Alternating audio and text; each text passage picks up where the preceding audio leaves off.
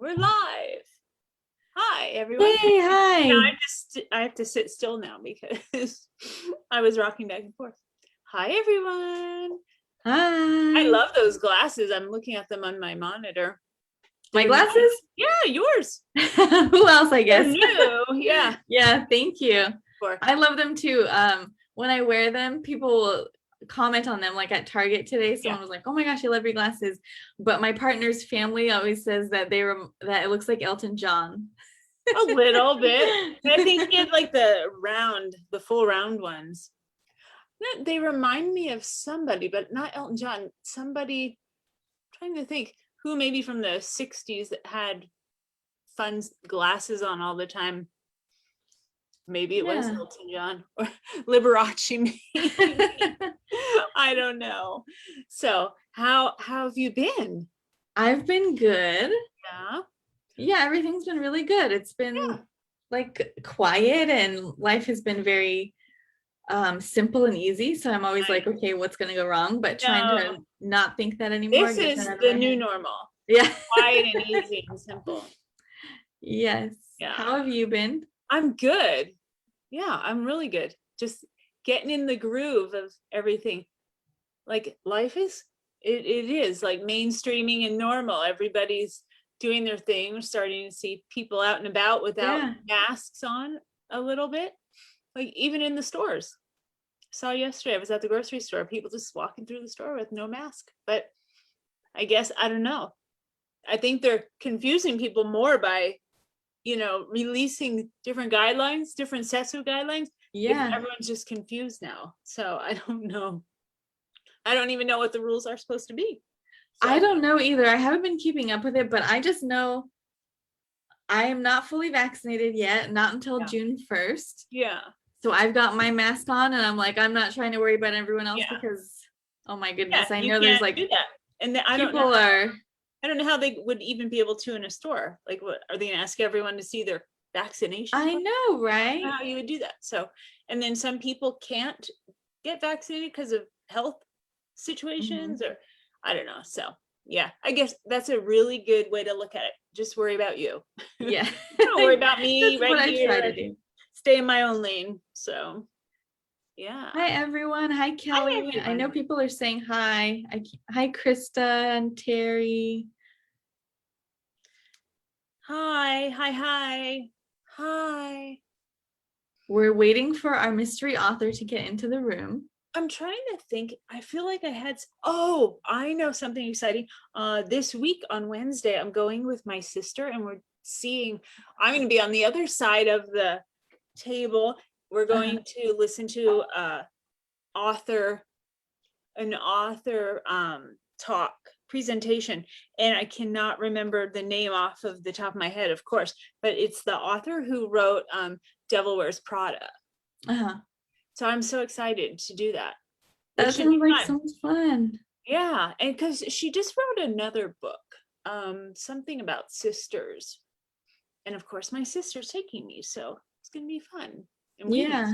even though my sister lives fairly, I mean now she's a little bit further away, but I haven't seen my sister in oh my gosh a very long time, sadly, just because of COVID, and then right before that I had my breast surgery, and so I had to stay away from everybody to stay healthy before that. So it's Yeah. been like a roll. Like even before COVID I had all that nonsense going on, so I had to like stay away from people before that. So I feel like it's a double, like, you know what I mean, I rolled from one thing into another.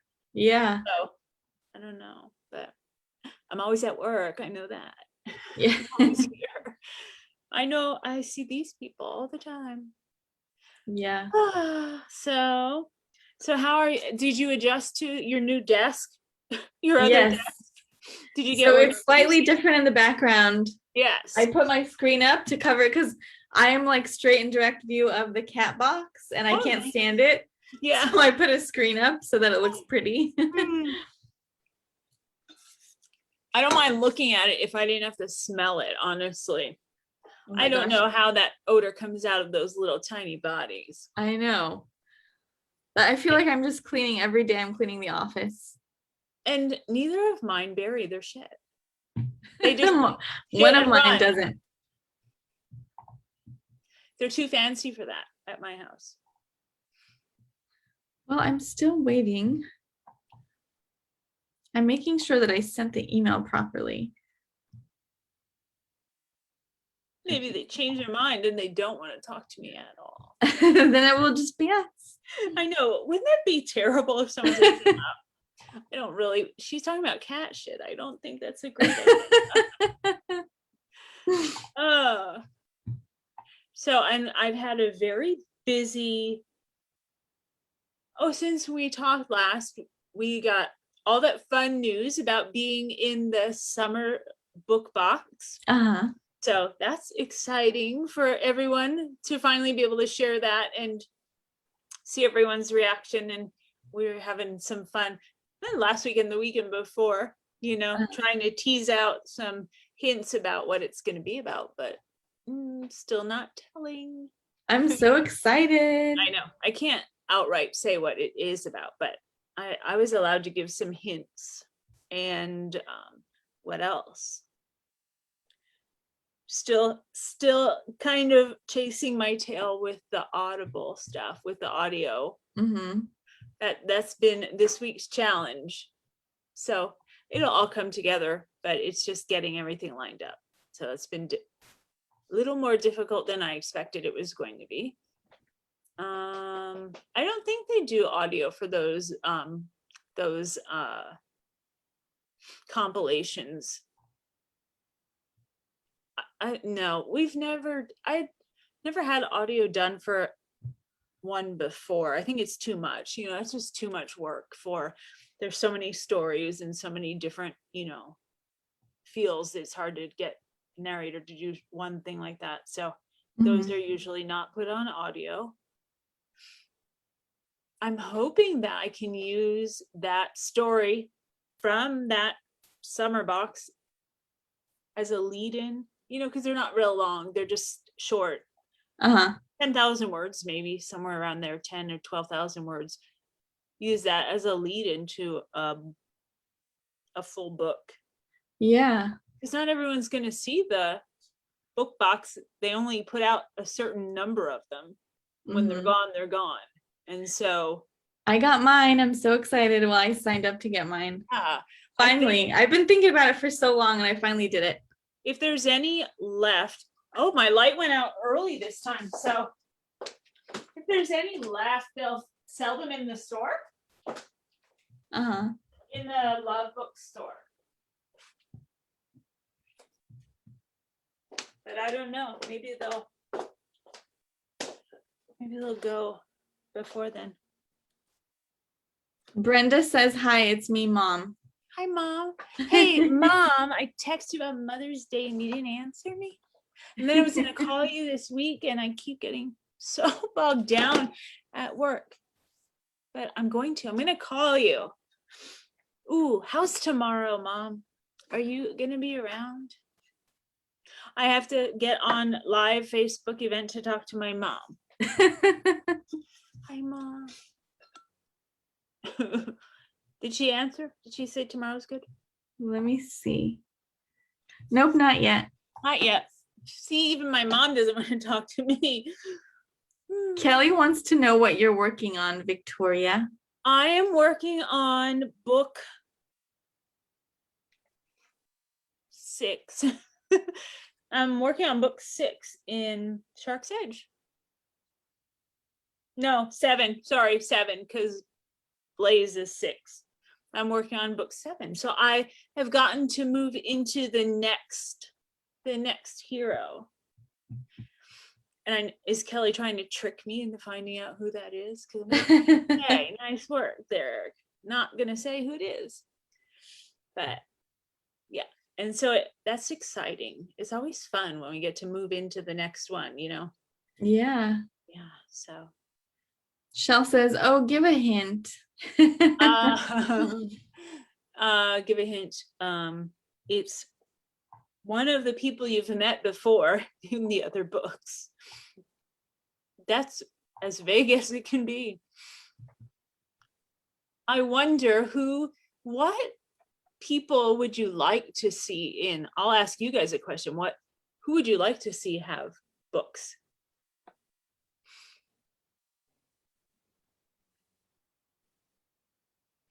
I'm going to guess I know one of them. I'll tell you when they start answering. How many books are in the series? 15. 15, yeah. Yeah, okay. Let's see who they say. I hope everything's okay with this author. I sent 2 emails. Shell says, oh, I have to think on that one. Is Amy around? Have you seen her come in? Maybe she can contact them. Yes, Amy's here.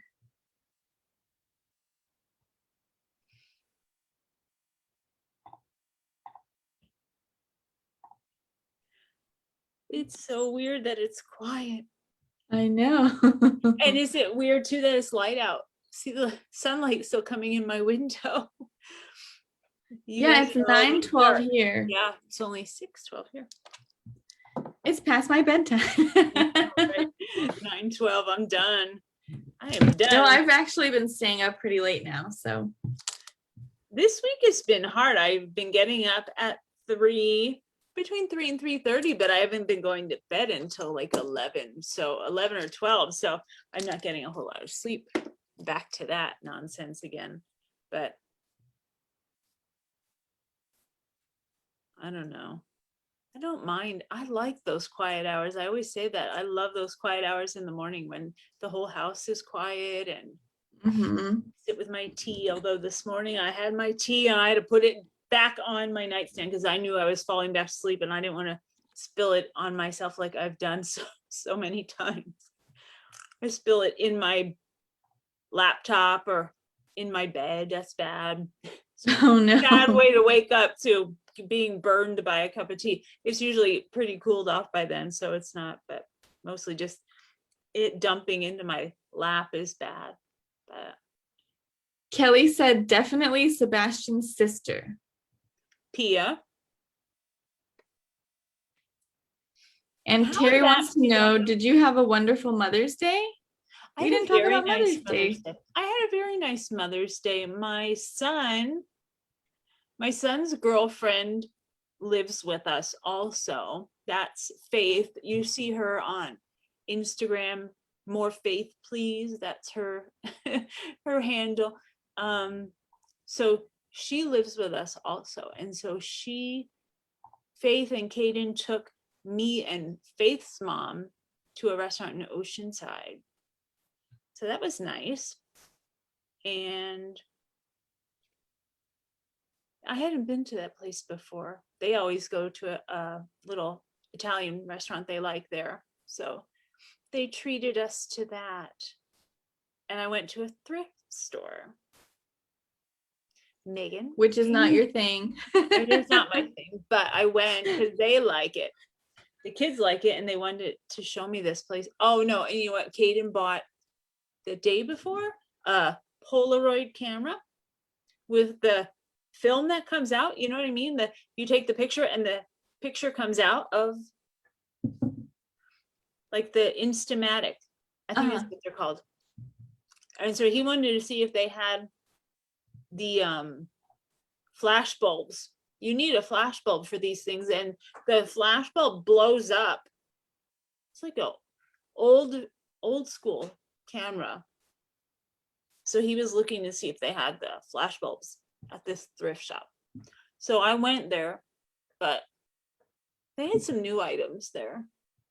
That's what I ended up getting, some cute little gifts. So I love thrift stores. it was very nice. It was very organized. It wasn't all crowded. Like, I think I've been to a thrift store before, and this is what was stuck in my mind, like this version of it. Must have been like a Salvation Army or something like that. It was jam-packed with things. It was so full. You couldn't even look at what was on the rack. You couldn't even see it. It was so crowded together. Much like a Kohl's. The Kohl's in my town is like that, where there's so much stuff on the rack, you can't even see what's happening there. And so That's what the thrift store is like that I had been to in the past. But this one that I went to last weekend was very nice. So Yeah. yeah. Kelly, I think you asked me, I can't see because it passed, but you said, did I read Blood of Zeus? I have not read it yet. And Beatrice said, what are you into right now on TV? You're not a TV person, right? We don't even have TV in our house. That's good. The kids watch Netflix. Kaden and Faith watch Netflix. If they watch something, they'll watch it on that. But my husband and I don't watch TV at all. That's He good. wants- So you don't have something taking up your time. I watch TV. I try to watch it in the background while doing other stuff. Yeah. But I am obsessed with reality TV. He watches though. David now will watch on his iPad. He watched something on he loves UFO stuff. That's his thing. He always has. He always will. He loves alien stuff and UFO stuff. So he can find a documentary or something like that. He'll watch that. But I'm trying to think what else he saw. He was telling me he was watching a series on, I think, HBO, but I don't remember what it was about. I honestly, I wasn't really probably listening so much when he was, I don't know. The other day I was like, boy, I could watch a TV show. I just had this weird urge to watch something like, just kind of kick back and not be fully present for it, like something like HGTV or something where you're just like not really engaged, but kind of there, but not really. I don't know. I think when I had all those back surgeries in a row, I watched so much TV, I just burned myself out. I don't know. Yeah. Ooh, okay. Someone asked, will you be scheduling any in-person signings this year? So let's talk about your events that you're going to do. I am going to be in Orlando at Shameless in November. The 15th or somewhere around there, I think. Do you know off the top of your head? I thought it was the 11th. It might be. I have it in my calendar, which is right here. Yeah, I remember this calendar you got me? Yes. I remember that die cut on the front. So pretty. Yeah, it's the 11th through the 14th. All right. Yes. So that's at, I think most of the Waterhouse gang will be there. Because we were all scheduled to be there last year when it got canceled. And the fine folks at Shameless prorated everybody's table fee. So as long as it's not conflicting with anything else, because I think Rare in either Paris or London is the next weekend. So that's a tough one for the West Coast people of this country to then fly back to the East Coast to head over to Europe. That's a lot of travel. It's a lot. So the only good thing about this year is been all the money saving from traveling that we haven't had to spend traveling. So you can save up and, then you'll have it for the upcoming years. So it's been good. It's been, that's just kind of what I've been doing and thinking about swag and stuff like that. Cause that stuff can really run you dry, after a while. Swag and travel can be brutal if you have, just depends what the airfare is like. So, but that's it for this year because that's the only one. I think what used to be RT, but now it's called Book Lovers, BLC, Book Lovers Convention. They're also in Orlando like the next weekend or the weekend after that. So, but I'm not doing that one. 2 Orlando signings back to back. I try to space myself out across the country if I'm going to do them, but everyone's just taking what they can get right now as far as signings. I still want to get up to Canada. I mean, really still want to do that just because I haven't been there ever. So I want to do that when it, maybe like the next cycle. Next year, all I have on the book so far that we know is still going down is Love in Vegas in October. But Yeah, Kelly was saying Love in Vegas, woohoo. Terry said, I would love to meet you and Angel Payne in person. Terry, are you going to be at any of the conferences? And Angel, I know she's doing Shameless. She's going to be in Edinburgh sometime after that. I don't know when. And then, I mean, you know, she's got a whole other schedule separate from me. Uh-huh. Contrary to popular belief, Angel and I do not live together. We are not sisters. We are not conjoined. You know, it's so funny, but yeah, literally, we don't live together. People say that. Well, isn't she right there? It's like, no. She has her own family and I have mine. We don't share a bed. And we don't share a bed when we're at our house. We do on the road a lot of times, but not in a girlfriend way. Not in a sexual way. We just, if we get stuck in one room with one bed, we sleep in the same bed. But she sleeps like this and she doesn't move the whole night. I'm not joking. She's the best person to sleep with. You don't even know she's there. She's just, it's great. That's how I sleep too, pretty much. Yeah, she never moves the whole night, ever. She'd be good to sleep with a dog or a cat because she does not move. Yeah, that's probably, I don't move because I have my dog next to me and then I have my 2 cats and then my partner. So our bed is full. There's nowhere for me to move around. You get your allotted space and that is it. Yep. Well, I hope everything's okay with our mystery author. I spoke to her yesterday, but she's not here yet. So I guess, I mean, we're already here. People can ask. Yeah, ask questions. You, Victoria, questions. We already got one. I wrote it down. Okay. It's, if you could take 5 books on a deserted island, what would they be? 5 books. It would be Sinner by Sierra Simone. And actually, oh boy. Oh shit, that's hard. Okay, that would definitely be one of them. And probably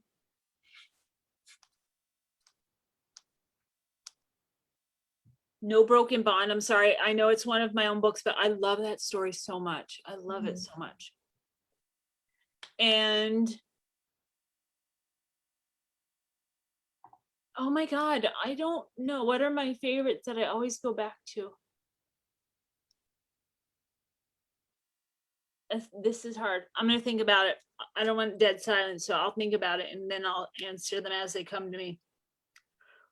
Okay, do you have another question? Beatrice said we should do a mystery fan one day. 2 minutes with Victoria Blue. LOL.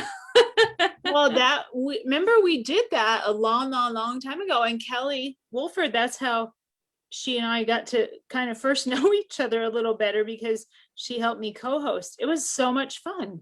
I mean, I had a really good time doing that. Who's your favorite author to read? I love Sierra Simone, and this is hard because it changes. You know, it changes. I go in like cycles. I love J.R. Ward, but I have not been keeping up with the Black Dagger Brotherhood because I got far behind and then it just seemed insurmountable to, you know, catch back up. There's so many now that I'm far behind, and one day I'll catch back up, but I like new things that come out. I love Lauren Rowe. I love her writing. She's funny and she's very talented, and she just tells such an honest story. I just enjoy everything about her stories. I'm just saying what I like about them. I love Sierra Simone's writing because she has and the same with C.D. Reese. Their vocabulary is so, it's not like so difficult to understand and so intentionally confusing. You're having to get out a dictionary, but it's challenging and refreshing. I like that. Yeah. So I would say that C.D. Reese and Sierra Simone and Lauren Rowe, like off the top of my head currently, those are my 3 favorites. Yeah. And it's hard to narrow it down still to say 5 books of what are your 5 favorite books. That's hard because one series typically is more than 5 books. So yeah. But man, if you have not picked up C.D. Reese books, any of you guys out there, just do yourself a favor. She is just so good. I was re-listening to one today and it's so good. You're just so all around good. Like there's, you know what I mean? It's the whole book itself is good. It's not just, oh, the sex is so good, or oh, the, you know, suspense element is so good, or it's just the whole thing is good. Everything about it. I have not read C.D. Reese yet. I have to. Very You know, I'm still new to this whole romance world because I was not into it until I met you. I started to read your books and now I'm starting to read other people's books. I just read Misadventures with My Ex. Yeah. And how come I can't remember her? Shayla Black. Shayla Black. Yeah. Yeah. And she's outstanding. Yeah. So good. And she makes it look so effortless because she's been writing for a long time. And yeah, she makes it look effortless. If you're enjoying Shayla's writing, you have to get into the Wicked Lovers series because that's where, I mean, I don't know. That's, I think, like classic Shayla. Kelly is probably jumping up and down on your screen yelling. She's a huge Shayla fan too. But that's how I started writing. I was role playing Shayla's Wicked Lovers series, and I was in the book Ours to Love. I was playing Javier. It was a threesome, and Javier and his brother Xander had a woman between them. So it was good stuff.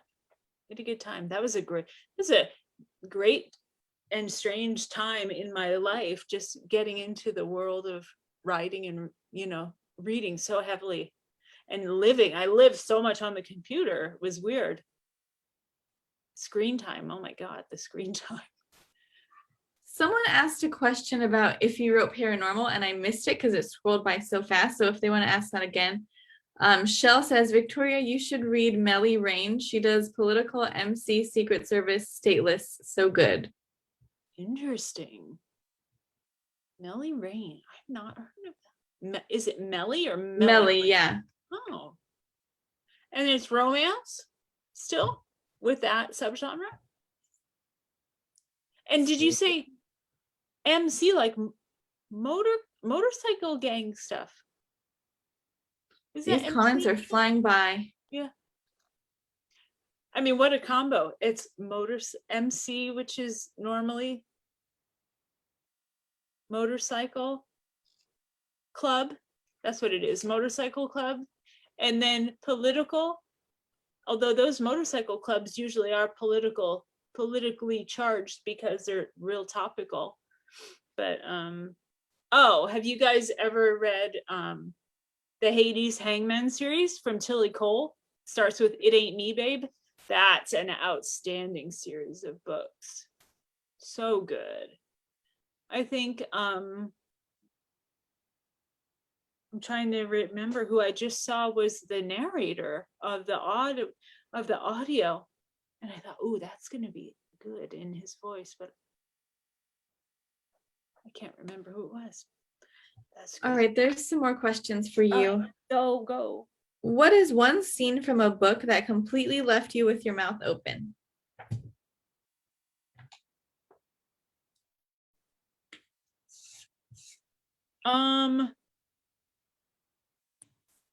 Like in disbelief or in like sexual, or I know. I always have follow-up questions for questions. I can never just well enough alone. I need to drive my husband crazy with that. Like, wait, do you mean? He's like, I don't know. I would say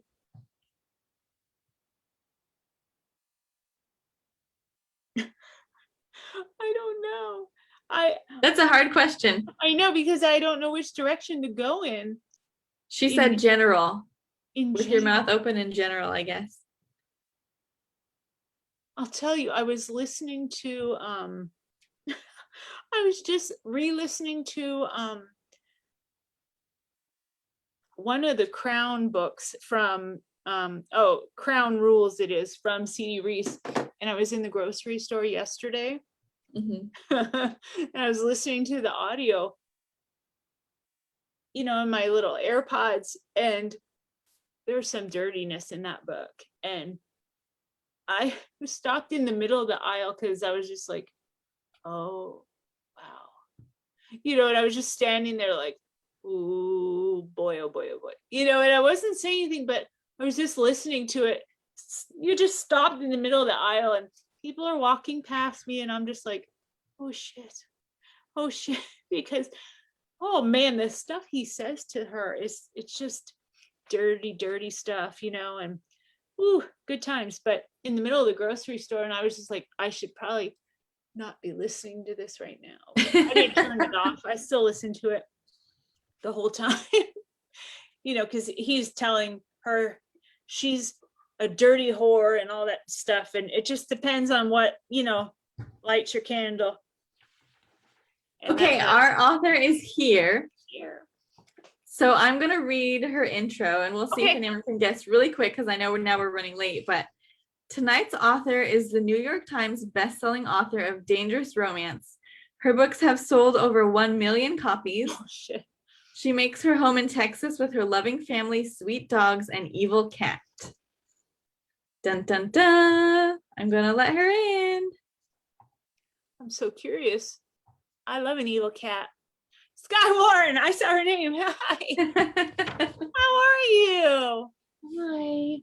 Hi. I'm super late. I'm sorry. It's okay. You're Skye Warren. You can do whatever you want. Yeah. Hi guys. How are you? Good. How are you? I'm good. Yeah. I am just, a little bit out of breath. I got home and I was like, oh my God, look what time it is. Yeah. It's all right. I had to cancel all the way on you on an event, and you were so kind to me. Extenuating breast cancer circumstances. Yeah, I was trying to remember. I thought it was that big. How many people do you have to deal with in a day? So how are you doing? Good. All good. Yeah. All good. New boobs. They don't have cancer in them. Excellent. Yeah. So we got through that. That was an experience, but yeah, that was it. I had another scare. Actually, I haven't even told anybody of my readers here that, I don't know, maybe 3 weeks ago, I had found another lump in my breast, and I thought, oh my gosh, I had these things removed. How do I have a lump in there?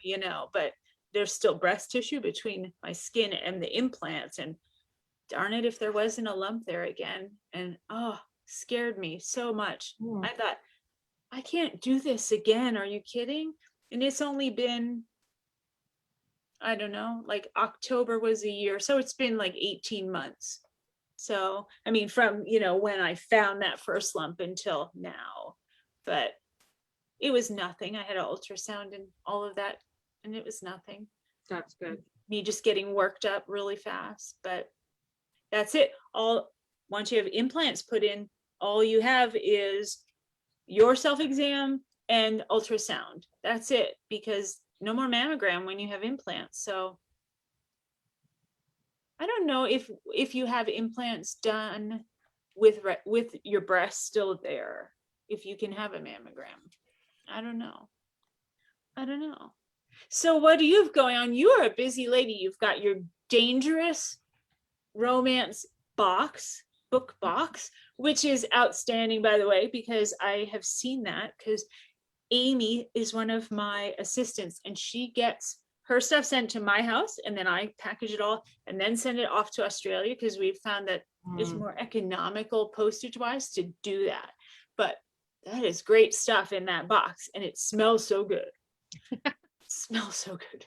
And I see a lot of these boxes now coming through my house, and yours is one of the best ones. I really enjoy that one. I look forward to it. And the box itself is so nice looking too.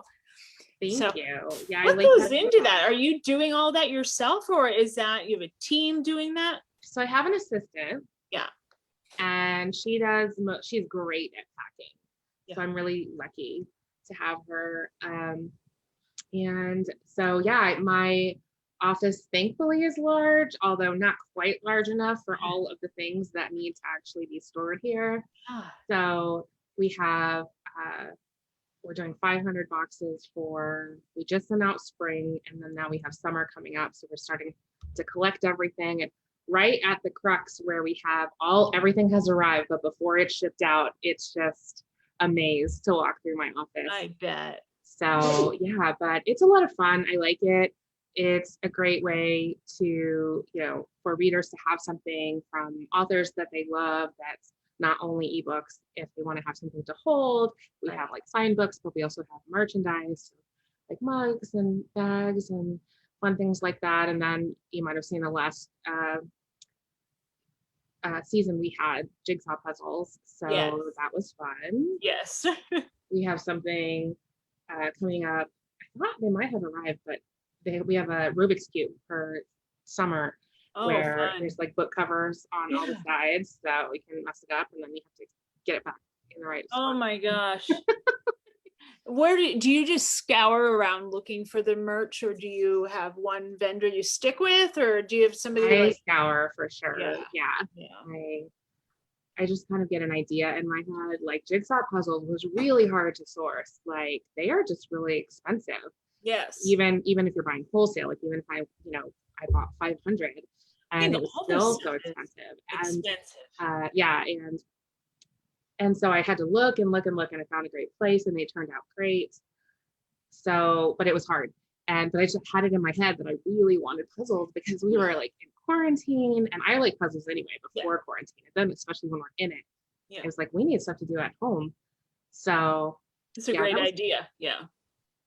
It was fun. So yeah, I have a box, and fall will be interesting, because actually I have Romance Author Mastermind is an event for authors, and I send out registration boxes for those.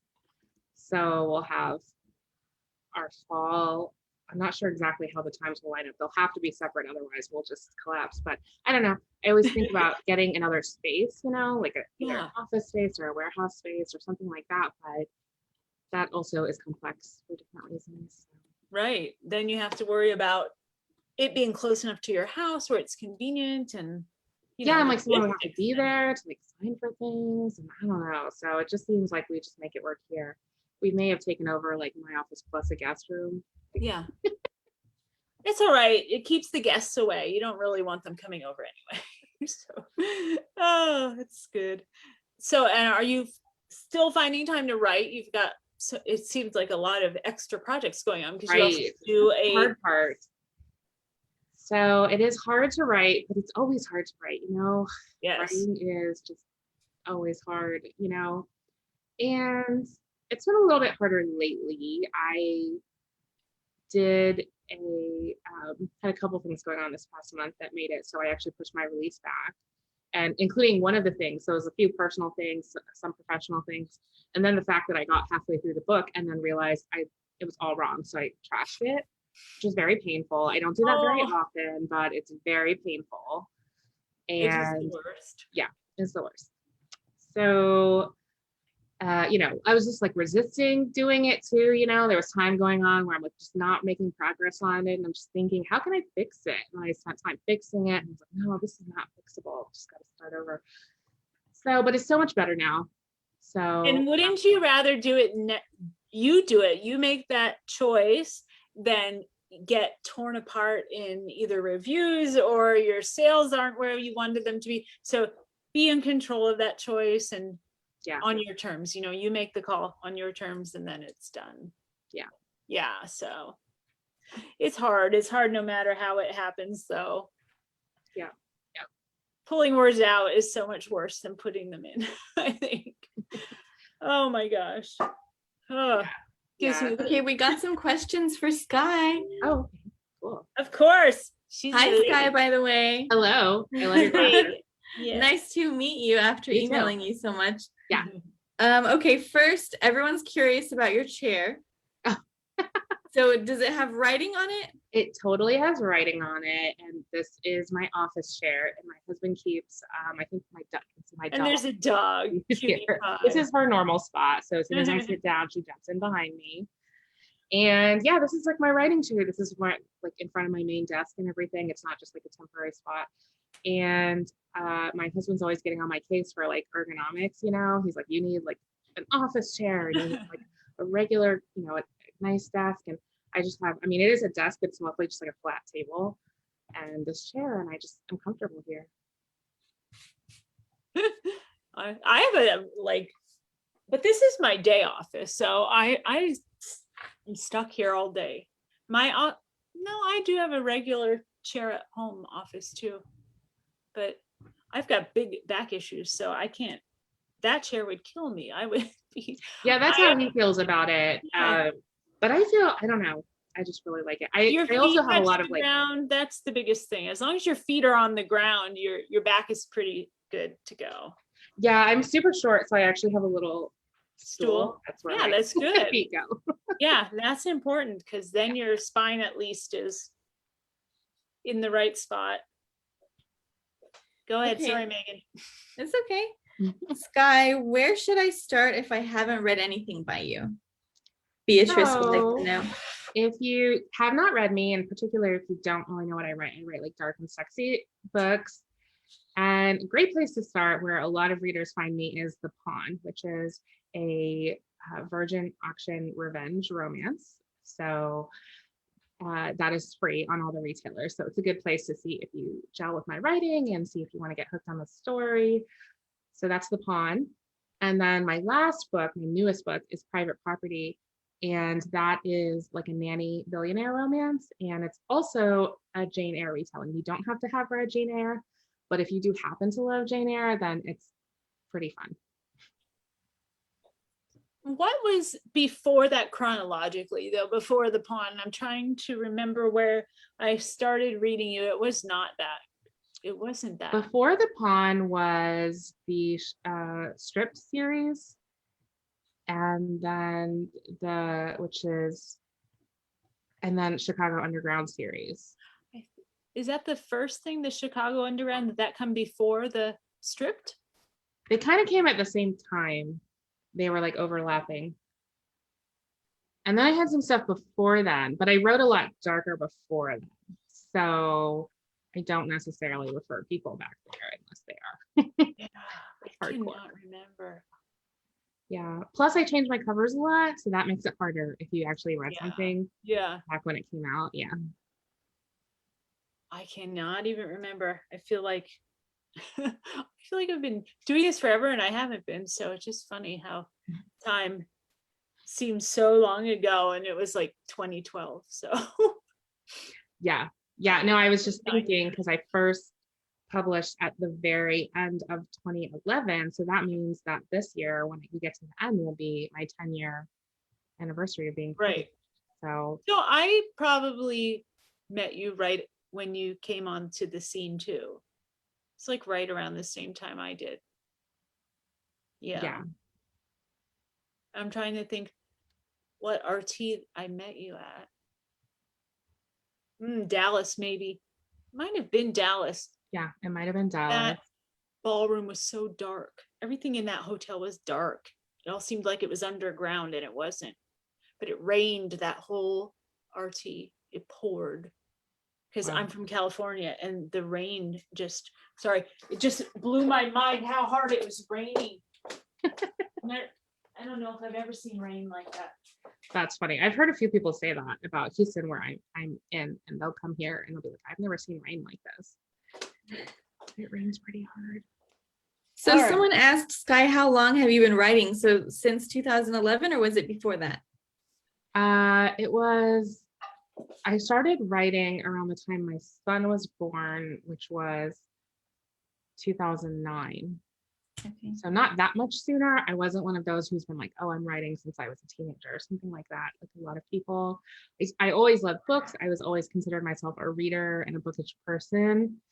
But I kind of felt like writers were, or authors were like next level. Like they're basically like gods in my world. So I couldn't really envision being a god, like, or aspiring to be that.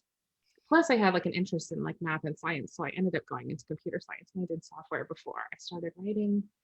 But I think I went so heavy into that left brain side of my work, and also a really male dominated industry, that when I did have my son and it was the time to stop and think about my career, because I wanted to sort of shift and I didn't want to work as much because so I could stay home with him, then I started thinking about writing as a possibility, because I really because it was so right-brained, and because I found the community of like women and romance, and I loved that. So yeah, plus at the time that I had my son, my husband got me my first iPhone, and so I downloaded the Kindle app, and I actually didn't know romance existed before then as a genre. How about that? So as soon as I found it, I was like, whoa, where has this been my whole life? Turns out it was like literally existing. Right. And I just didn't know. And so, I definitely felt like I found my place. Like I knew I would always write romance. That's so funny. My husband bought me unknowingly, he bought me Make Me Sir from Cherise Sinclair. Mm-hmm. Bought me the paperback book. And he didn't know, and I didn't know that it was part of a series. And I had an iPad, and he was showing me how you can get these on your iPad. And I was like, oh my God, look at this as part of a series. And then it was over. It just off like a shot. It was done. It was done, because that whole series is so good, Master of the Shadowland. And then, if you like this, you'll like that. And it just goes on. And it was done. So yeah, that's still one of my favorite books, just because it like gave birth to, a whole new life. So funny. Those moments in time. Yeah, I kind of came in through romance through historical, because I would read historical fiction because I knew that existed. And then it would, the also bots would show me historical romance. I realized, wow, okay, these are hot, first of all. Yeah. Also, they always end happily. Wow. Yeah. So, and a lot of crazy stuff happens in them. Yeah. So that was great too. And so if anything, when we sort of got, I don't know, a little bit, then when people are like, oh, this isn't, realistic, or this is too wild, I'm like, that's not what I came here for. My mom always read those. Although she had so many bodice rippers on her shelf, it was crazy. And every time we'd go to the drugstore, it was like CVS, it was a standalone store though. She'd get another one. She'd always be getting another book, and they were always the same kind. They always had the Fabio kind of guy on the cover, and the girl, mooning over him. And it was just funny. So many of those. Yeah, I was like, I don't know why I just thought, I don't know what I thought they were. Because I must have seen them in stores, but my mom wasn't a reader, and she also didn't really like spending money on books. So I would spend a lot of time in the libraries, and at least the libraries where I spent time and didn't have them. Like I spent a lot of time in my school library, or I'd go to the regular library, and I would go right to the fiction section because I knew where it was. Right. So I just didn't know. I wonder now, like, what in a public library they have romance in. I feel like it highly depends. Or in the school libraries. They have it in my library, because remember I showed you, I looked up your books and they had one of them. But in the school library. Oh, in the school library, I don't think so. My middle school had YA romance. I didn't know that's what it was like called. Yeah. But it was, books that featured, a man and a woman, and they are a young man and a young woman, and they would have a romantic and it would end, but they weren't really in a separate section. They were just mixed in with all the books. Yeah. So I feel like probably school libraries have like clean YA romance. Right. But I don't know if they would have a romance section. probably not. Right. It's just we like Interesting. makes sense. Yeah. And it probably depends on the school too. Yeah, I mean, even things like Barnes and Noble, like sometimes you'll have like a really good person who stocks and they're really interested in like what's trending on TikTok or what's Right. indie or things like that. And then some stores, they just sort of don't care about that. So Right. Right. That's a bummer that the public is subjected to what the person in the store, what their preference is, like you yeah, get what the buyer wants to give you. right, right. Yeah, that's an unfortunate thing. And then when people are talking about like, oh, save indie bookstores, I'm like, I so want to be on that trend, like, but it's really hard because no, I mean, I live in Houston, which is relatively big city, and none of our indie bookstores, there's one in Katy, I think, that sells romance, not self-published, but they sell at least traditional romance. But that's already a stretch. There's lots of indie bookstores that don't carry a single romance Right. book. Right. So, Oh, Oh, wow, I didn't know that. yeah. Okay, there's a question for both of you. What made you take that step into writing? do you have the answer for that one? I have an answer for that one. Well, so I started writing around the time, well, of course, I had just discovered that romance existed. So I felt like there was an opening for the kind of stories that I've always even had in my head, that, there would really be even a reason to write them down, that other people might be interested. And then this will sound strange if you're new to the scene, if you've only started reading these kinds of books in the past few years, because there's been such a surge of popularity in them. But I really loved books. I loved historical, and then I sort of moved into paranormal. And then I started reading contemporary sexy books. And I love them because I love contemporary and I love sexy, but they weren't really as dark as I wanted to read. And they weren't also, at the time, I really actually wanted to read the experiences of like a rape survivor who had a happy ending. And nowadays, if you go look for a book like that, they're all over the place, right? There's many, which I think is great because it's the experience of so many women. But at the time, self-publishing was still very new, and traditional publishers did not publish that kind of book. They said that this is fantasy. Why would a woman want to read about a woman who had been raped or something? And self-publishing was still very new. It was like, if you remember back then, a lot of books there wasn't even an industry built up with like cover artists and editors. So people would just have those like green and black covers where they literally just enter the text and it would appear like that. So there wasn't a big selection basically. And so I really wanted there to exist a book like that. And I kept looking for it. And then finally it was like, I can't find it. I'm going to write it. Yeah. So that's what got you me. Saw a need and you filled it. That's a good marketing strategy. It is. Because you figure if you're looking for it, somebody else has to be also. Yeah, of course. I thought at the time, I did think that, but I thought we were talking about like somewhere in the world, there might be like 5 other people who want what I want. Like I didn't realize that there was this whole market opportunity, I have, I was not a big reader even as a child or a young girl.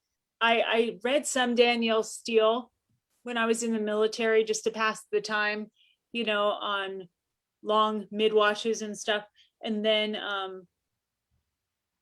I stopped reading. I had a lag for a while. And for some reason, someone handed me Twilight. Check this one out. And I was like, oh, again, I don't know why I had some downtime. And so I read it and I was like, oh, I like this. And I was really rooting for them to get together. And, I read the series and I was so sad when it was over because I missed the family. I missed the Cullens. I wanted to know what they were doing that morning. Were they having coffee? What were they doing? I really missed them. And so I read it again and again. And then I started talking to other moms at my son's school, and yeah, they liked it too, so we're finding this bond over talking about books. And I was seeing like really passionate people talking about these books. And I thought, I want to give somebody that experience. Like, wouldn't it be great to be able to do something and people reacted to it like this because they were like, at the time, I think the third movie, I think that was the third one, Eclipse, just came out into the theater. And then I was like, whoa, seeing like pandemonium over this story. And I thought, oh my gosh, people are crazy for this. Wouldn't that be so neat to put that out into the world, that you get that kind of reaction? And that's really what gave me that interest in writing a story, was to give that to people. Wow, what a gift, so I don't know. I didn't think, oh, I'm gonna get rich doing this, or I'm gonna, it was just to give people that. So yeah. And it's still, that's for me, the best part is talking about the story I wrote with the people who are reading it. I love that part. It's so fun. Those were such great answers. I loved listening to both of your answers. Every time I do this, I always forget that I'm a part of it. I'm just like, oh my gosh, this is so great. Okay, so I have a question for you both. We only have 5 more minutes. Do you still want to end at 7, right? Do you have stuff you have to do after this, or do you want to go a few minutes later? Skye, what do you think? Are you asking me? Okay. Yeah. Well, I'm totally open because Yeah, I mean, I'm I fine. showed up a little bit late, so like whatever you guys want to do, I'm open to. Yeah, I'm good. Okay, because there's a few more questions. So, Skye, are you a plotter or a pantser? I am a pantser. And so I used to write, especially early. Well, at the time I was still working full time and I had my child. So I would go to work and then I would come home and sort of hang out with him, take care of him. And then he would go to sleep. And so then it would be midnight and just like completely dark in my house and everyone's sleeping. I also have a lot of pets. And so everyone's sleeping. And then I would just sit down and I would want to, he was a baby. So I would want to hear if he was, and I was a very anxious mother. So the fact that I had a baby monitor was not enough. So I would quite literally just sit on the floor outside the door and I would just work. And the story would just come out of me. Like I had no plans whatsoever. And then I also didn't know enough, my education was all in math and science. So, and like even basic English, college English, I never took because I just AP tested out of it.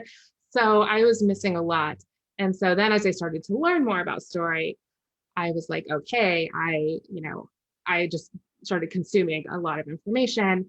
And now I do a little bit of a hybrid. So, but it's still a lot of, I think intuition goes into it. Like it's just really art. So I do a lot for my business on the business side of things. So I have my business hat and then I just have to completely put it away and put on like my art hat, and they don't merge. They can't touch because they're just so different. I read recently something about the left and right brain, like having, because I during the day do accounting. So it's kind of funny. I'm like the CFO of a company, and then at night I do this creative stuff. And I always, like, I was having this argument with myself. Can I do either one the best I can do by like shortchanging myself by trying to do both? Like, you know what I mean? Am I doing myself a disservice by trying to force my brain into doing both? And then I read this really great article, and it was talking about it's actually better to be doing both because you're exercising one side of your brain by forcing it to do the other thing, And so I was like, oh, I like that better. I just had to like give myself that permission to, okay, breathe and just let it, because that's that, uptight analytical side, worrying about, am I doing it right? Is it good enough? Is it right? Is it, black and white? Is it right or wrong? And then the other side going, okay, just settle down, So it's good for me, because if I'm doing that all the time, where 1 + 1 is 2, it's always 2, it's just 2, that's it, it's 2. I can't live like that.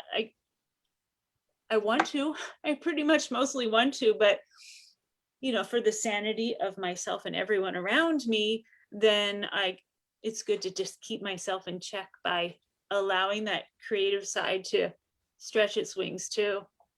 So yeah, So like now, because I write full time, I would say it leans towards the creative side, but it actually makes it nice to, when I do have to do like things like ads or things like running the numbers, it, instead of it feeling, sometimes it can feel like a chore, especially if I have the wrong attitude about it. But really, I think it's a breath of fresh air because it's a break from everything, and it is nice when you see everything add up exactly the way it's supposed to, because you never get that kind of clarity about your book. It's like, Right. but is it done now, or does it, like with before, I'm like, do I just need to edit it? Do I just need to trash everything? I don't know. There's no answers. You just have to have feelings about it. So And if you said the words feelings to an accountant, they'd be like, what? This is F word you're saying. I don't understand. Right? So funny. Okay, do either of you use certain platforms to write, or do you use Word docs? I use Google Docs. I have tried. I do both, like Word. I use Word if Mhm. I'm writing with my partner. We've tried Google Docs, but having issue back and forth with it because, you know, if she was editing or working in what I already did, it was like changing it on the fly. And I was like, Right. what are you doing? I'm going off the page. You gotta stop. You can't Right. do Yeah. that If you're while actually I'm working on it working the on exact it. same So time. Yeah. it just depends what I'm working on. But I don't use Scrivener. I did use it for a short time. Scrivener is kind of like a special Yeah, platform book for writing doing on it. crack. Yeah. I've heard about that. It seems complicated. And people who've mastered it love it, and it apparently is a very, very powerful tool, but the learning curve is crazy. Yeah. But I also think there's something for me, like kind of like we were talking about in terms of the difference between right and left brain work, is that every book feels like a completely different experience. And so I keep wanting to discover like the perfect process. So that's just gonna like streamline me through writing a book, but instead it's just always unexpected. So I think that's just part of the experience of doing creative work. Yeah, I don't think there is the perfect template really, Yeah. because how could it be creative if there was, if you're, Right. you know, shoving it down in that box? So Right. yeah, for sure. I mean, I have like a document that has some prompts, you know, questions about the character development and things like that, Mhm. that I do like to, if I'm starting a brand new thing, kind of start out with and just get my mind thinking that way. But from there, it just kind of goes on its own. Oh, this is a good one. What advice would you give to a new writer? Oh boy. I would give the advice to write what you want to read for the reasons that I already gave. I think that's where readers, I mean, not only because it's going to fulfill something inside of you and make it much more worthwhile than just, you know, the value of publishing a book or something like that. It's going to fulfill you creatively, but also I think that readers can tell. And I know this because I had two pen names to start with, and one I thought was going to be my actual pen name. And I wrote books that I genuinely loved and they got acquired. So it's like they were not bad books, but they weren't the books I was uber passionate about. And that pen name never took off. And I think it never took off because they just were not the books of my heart. And so, you know, I think that it's a win-win where you're helping yourself and you're helping readers when you just write the book you are most desperate to read. It's a good answer. What authors do you love to read, Skye? I'm a little bit obsessed with Lisa Kleypas. I love Annabelle Joseph. I read a lot of historical romance. Historical romance is nice because I enjoy it so much, but I actually don't want to write historical romance. I just like to write, I kind of think of my books as being historicals written in the modern time. So something like A Virgin Auction that's in the Pawn would almost not even really be considered that dark or that erotic if it was in historical. Like that's the kind of zany thing that can happen in just a regular historical romance. But of course, you put it in modern times and that's wild, right?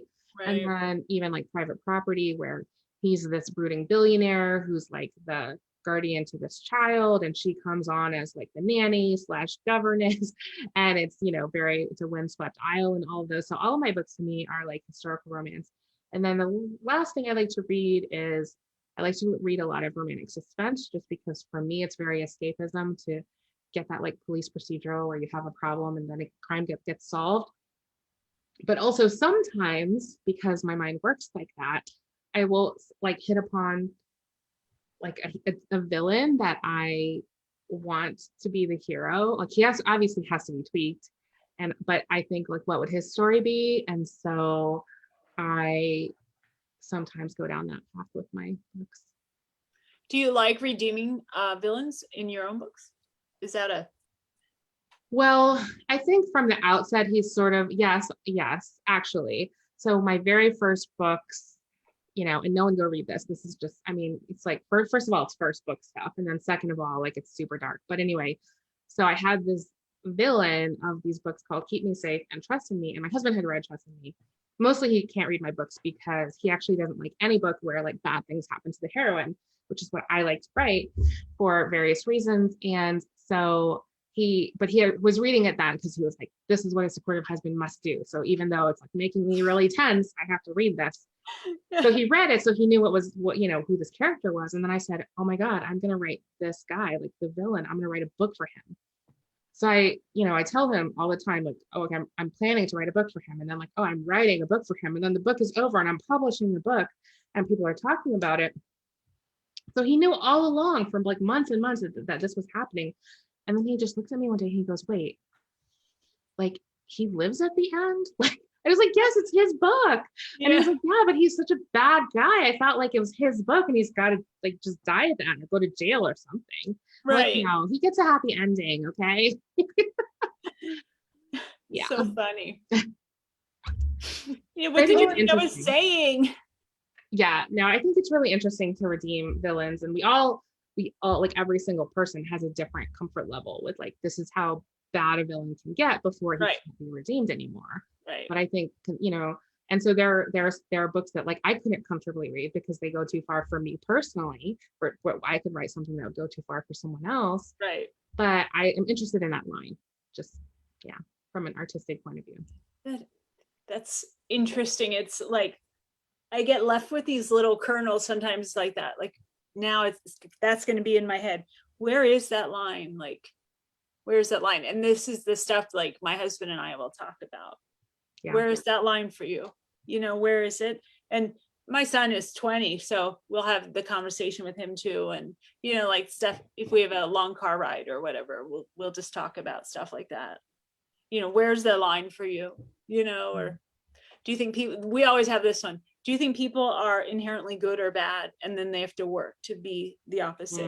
Are people good in their heart and they make choices to be bad, or are they bad and they have to choose to be good on a daily basis? Like this is our ongoing debate in our household. We constantly are. Okay, which side are you on? I think people are bad and they have to work to be good.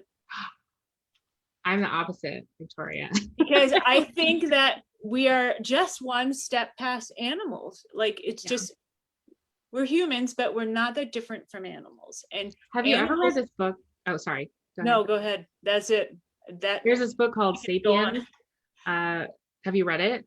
No. It's really interesting. I think you would like it because especially if you're interested in this kind of debates and stuff like that. But it really details, you know, like we've all heard how like, you know, monkeys have sort of, you know, I don't know, human like behaviors. I mean, they even, I don't know.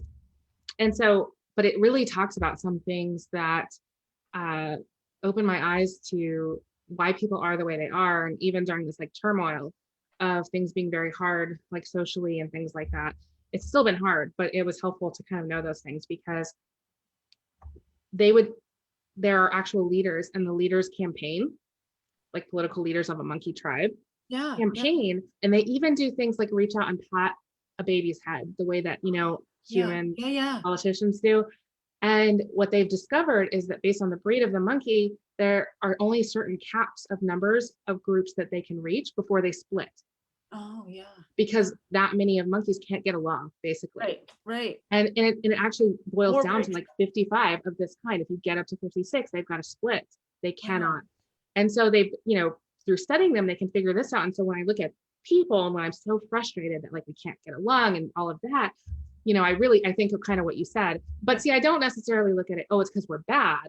I just look at bad it. Is the word. Exactly. Yeah. But like, but I do think that I just think, it's this limitation we have. Right.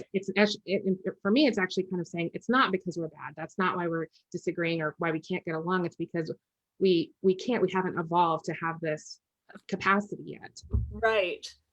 Yep. I hear what you're saying. I think it's, I don't even know where I was, that just is, I'm absorbing it all now too.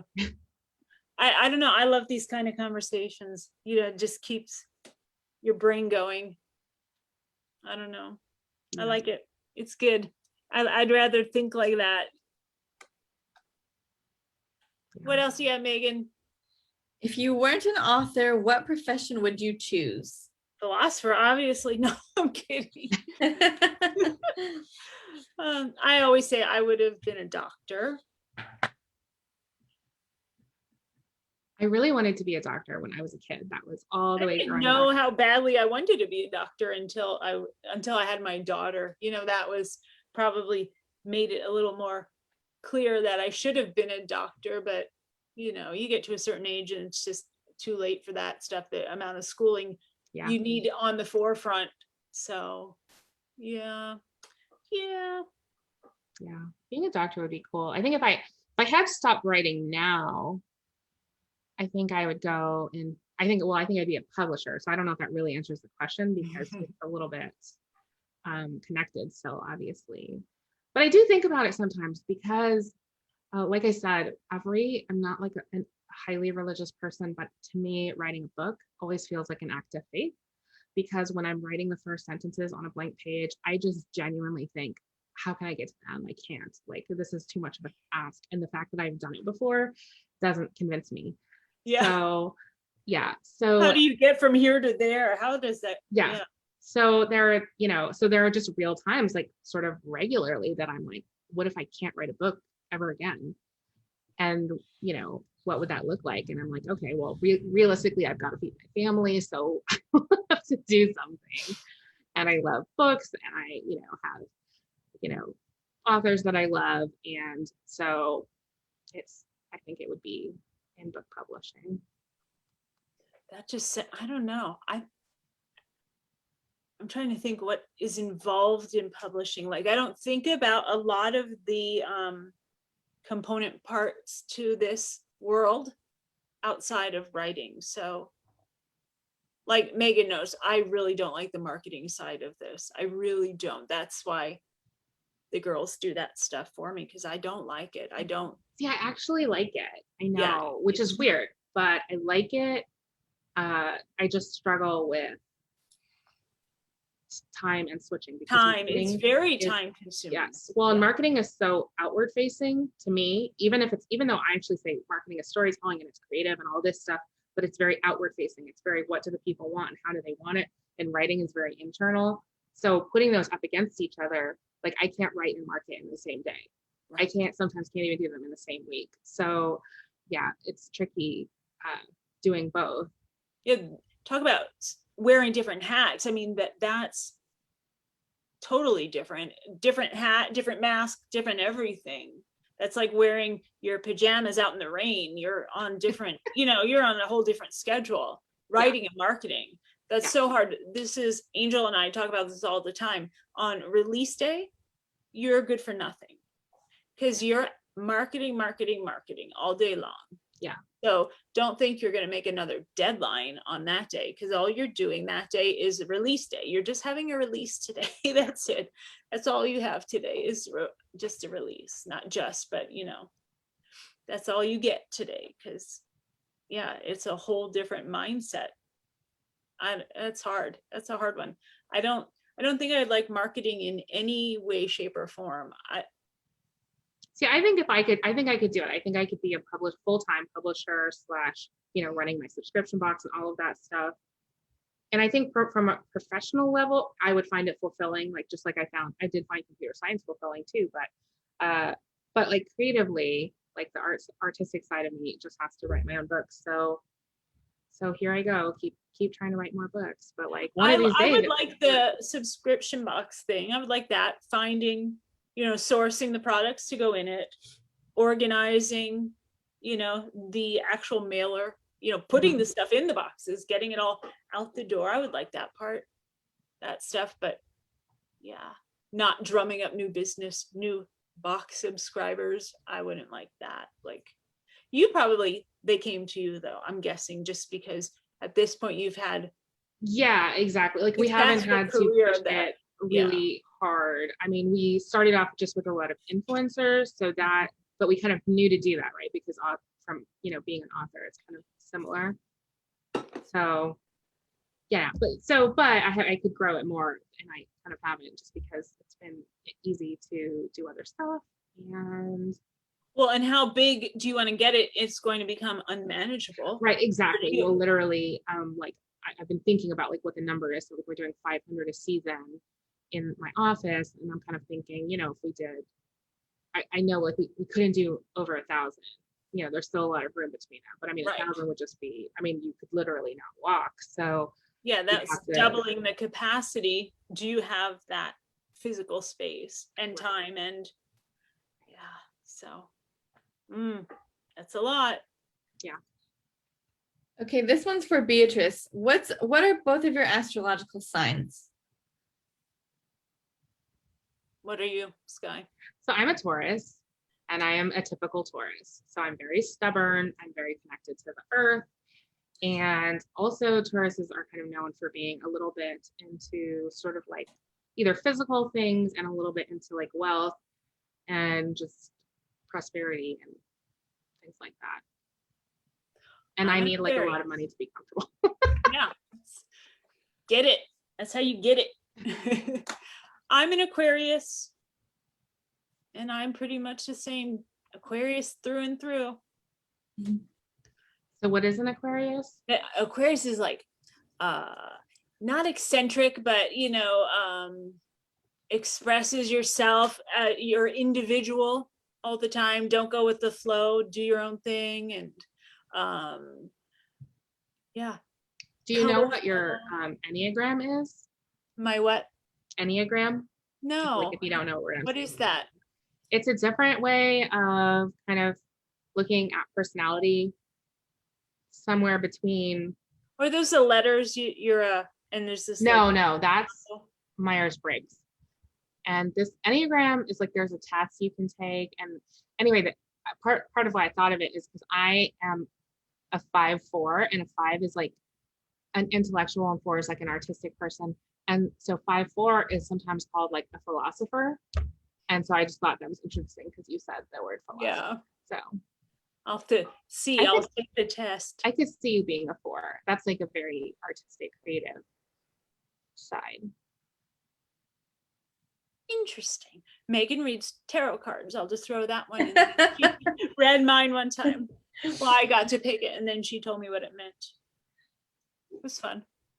That was fun. I love astrology, but I can't remember things. So I can't remember off the top of my head when people say, oh, I'm this. I can't remember. I have to go read it. But I think it's so fascinating. So when Beatrice in the chat was talking about your signs, I was like, I have to ask that one before this ends. Okay, do you think being a writer has helped you as a person? Oh, both of you. That's an interesting one. I think, it's definitely allowed me to create the life that I wanted for myself, which, so that is good in the respect that I, can basically, I wanted to spend way more time with my son, and I wanted to be like fully accessible to him in a way that sort of like a full-time mom would be, except I don't have the capacity to be a full-time mom. I'm not very good at it. And so but I wanted to be accessible to him. Like that was really important to me. And so writing, I'm really grateful that it's a really unique profession where I can do that. I am home, and as soon as he walks to my office, and he needs something, I'm like, yeah, I can get up from whatever I'm doing and go hang out with him. And I kind of have this like rule. It's not like really a rule. In fact, I can break it. But if he ever asks to spend time with me, the answer is always yes. So, because he won't be little, forever. I mean, he's not little anymore, actually. He's now 13, but this, the rule still stands, and I think will stand all the way until the end of time. Actually. Yeah. I always think. So, and a lot of jobs, just would be a lot harder to do that. I don't know. What was it? Has it helped you? Has it helped you become a better person? Better person. I think it's changed me in some things, but I think I was good before. Like better person. I liked me before. I like me now. I don't know. I think it's shown me I can do things I never even thought I had in me. I never would have dreamt that I could write a book. Oh my gosh, let alone an entire book in 2 weeks. What the heck is that about? I don't know. That's procrastination and then paying the piper for it. But I don't know. And I have met some of the neatest people, readers, and oh my gosh, now it really starts, but traveling and meeting readers, and that has been really cool. I gotta take that thing off that timer. But yeah, so different experiences and things, neat things, but I don't know. Life is crazy like that, The thing is, like, I've grown so much in the past 10 years that I've been publishing, but it's also like, who would I be if I hadn't been publishing? And like, what Right. experiences would I have had? Exactly. Because this is, that age time of your life, that this is when you do those things, you change and you take on the world, when you have that energy and when you're expected to make your mark. So I would think if it wasn't this, it would be something. This would have been the time I was doing something. I better have been. I don't know. I had the same thing. I stayed home with 2 kids, and when my son got to be in school, then I started looking around like, now what? Because I can't sit here all day and wait for him to come home. I will be home when he gets back here, but in the meantime, I've got to do something because oh my gosh, I can't just sit here. So yeah, I started going to work. I needed to get back out of the house, and that was way before I started writing, but because that was like 2005.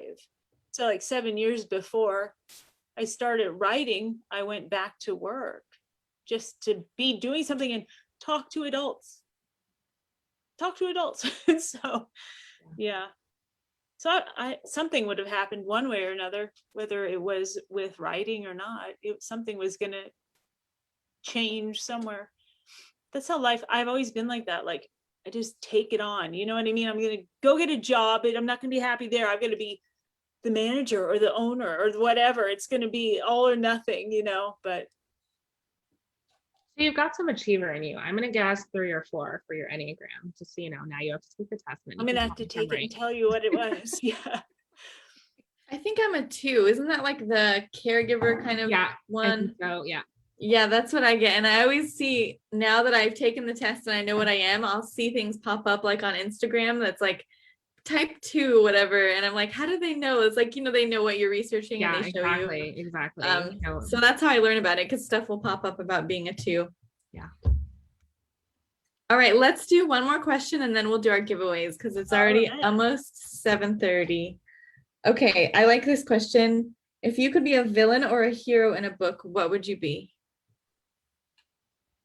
I saw something interesting recently that was talking about why we love, or why some of us anyway, love villains more than heroes. And in particular, as it relates to romantic situations, because the hero, by essence of him being a hero, must be willing to save the world over his heroine. And you want him to do both. And at the end of most books, he will, but he must be willing to choose the world. Otherwise, he's no longer a hero. Whereas a villain would destroy the world to save the heroine and the person he loves. So I'm a little like, so I definitely love anti-heroes. I love villains for that reason. And so I kind of love that, just like passionate, over the top, occasionally codependent kind of love. And so therefore I'm like a villain. Yeah. I think I would choose the villain also, because it seems like the hero is just so much is expected of him, for one thing. And I think the villain is just as capable and, of achieving greatness, but he's going to take everybody by surprise. And you know what I mean? Do it his way, show everybody, see, I can do it too. And you didn't even see me coming. So I like that. That's what I like about him. He's coming around the back door and he can do it just as good, but nobody expected that. So yeah, I would say the villain too. And Kelly said you both have beautiful spirits, and I agree. Aw, thank Aw, you, thank Kelly. you. So do you, Kelly. Kelly's my girl. All right, so let's talk giveaways. What are you doing for your giveaway tonight, Victoria? I still have this great mug, I have the mug, or I think I have every book except for No Prince Charming and Book Boyfriend. Awesome. And what So about if you, have, Skye? I was just gonna go grab something because I think what I have is I am so thirsty today. I don't know what the deal is. I never drink water. I'm finally drinking water today. I hate water. I do. I know. so what I have Donuts. is No, it's a box. a box, but it's not my box actually. It is bookworm box. Bookworm box, yeah. So, well, it is my box technically. It's just a different way, and it's this. In March, they had Diamond in the Rough by Oh, me and an there you exclusive go. cover. So I have one of these to give away, and it also comes Nice. with some other cute stuff. There's I believe this is an apron. Oh, So, cute. Yeah.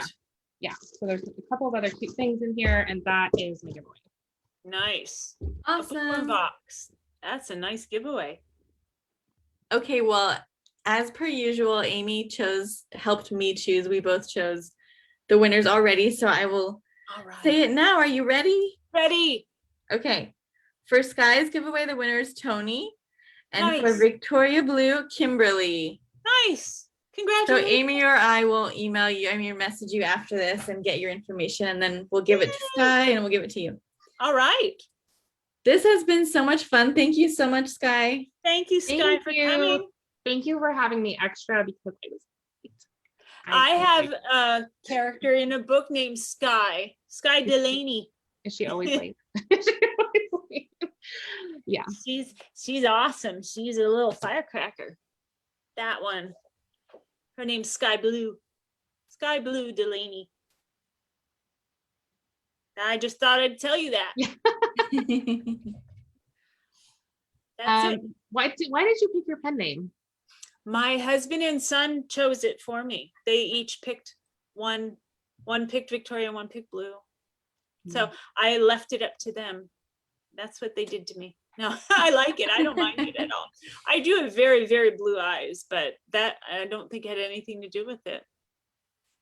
I don't know why they chose it. I think there was a story behind it. I remember exactly where we were sitting in my house when they picked it, and we were all sitting like smashed together on this love seat, and it was, I don't know, they picked it.